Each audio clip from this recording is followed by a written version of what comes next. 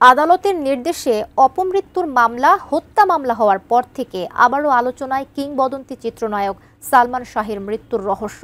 নতুন করে তদন্ত নেমেছে পুলিশ। উঠে আসছে পুরনো অনেক ঘটনা ও ব্যক্তির নাম, যার মধ্যে সবচেয়ে বেশি আলোচনায় চিত্রনায়িকা শাবনূর।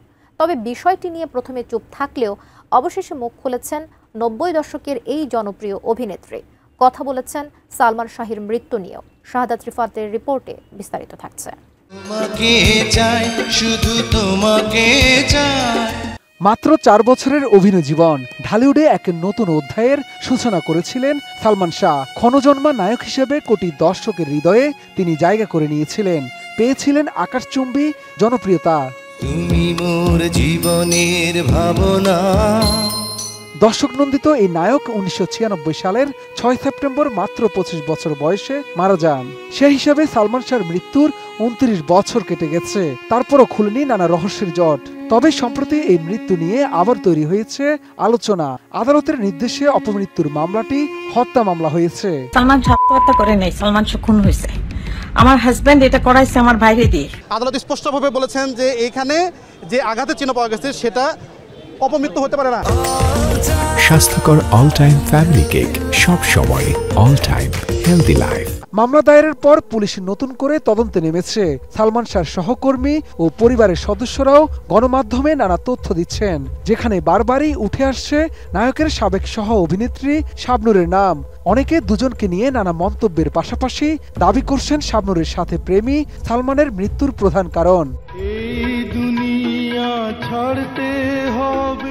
এদিকে নতুন করে সালমান শাহর মৃত্যুর ঘটনাকে কেন্দ্র করে সৃষ্ট আলোচনার বিষয়ে অবশেষে মুখ খুলেছেন চিত্রনায়িকা শাবনূর। বিদেশে অবস্থানরত এই অভিনেত্রী জানান, অনেকেই তার কাছে এই বিষয়ে মন্তব্য জানতে চাইলেও মামলাটি বিচারাধীন থাকায় শুরুতে তিনি কথা বলতে চাননি।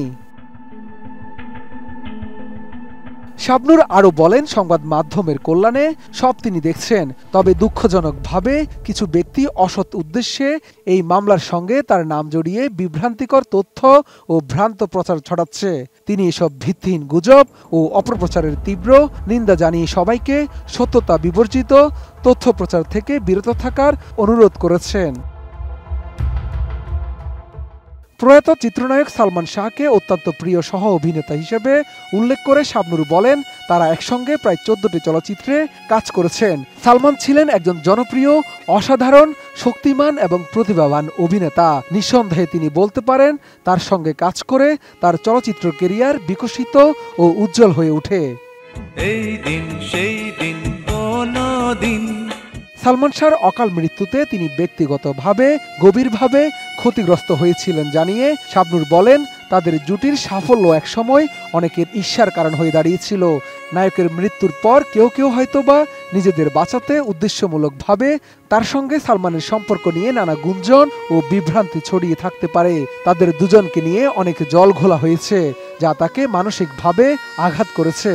সালমান শাহ কিভাবে মারা গেছে তা তিনি সত্যিই জানেন না জানিয়ে শাবনূর এই মৃত্যুর সঠিক তদন্ত ও ন্যায় বিচার প্রত্যাশা করেন। তার দাবি, যেই দোষী হোক না কেন তাকে যেন আইনের আওতায় এনে যথাযথ শাস্তি দেয়া হয়। সন্তান হারানোর বেদনার কথা স্মরণ করে শাবনূর সালমান শাহর মা নীলা চৌধুরী এবং তার পরিবারের প্রতি আন্তরিক সহমর্মিতাও জানিয়েছেন। পাশাপাশি প্রয়াত নায়ক সালমান শাহর আত্মার মাগফিরাত কামনা করেছেন জনপ্রিয় এই অভিনেত্রী। শাহাদাত রিফাত, ATN নিউজ, ঢাকা।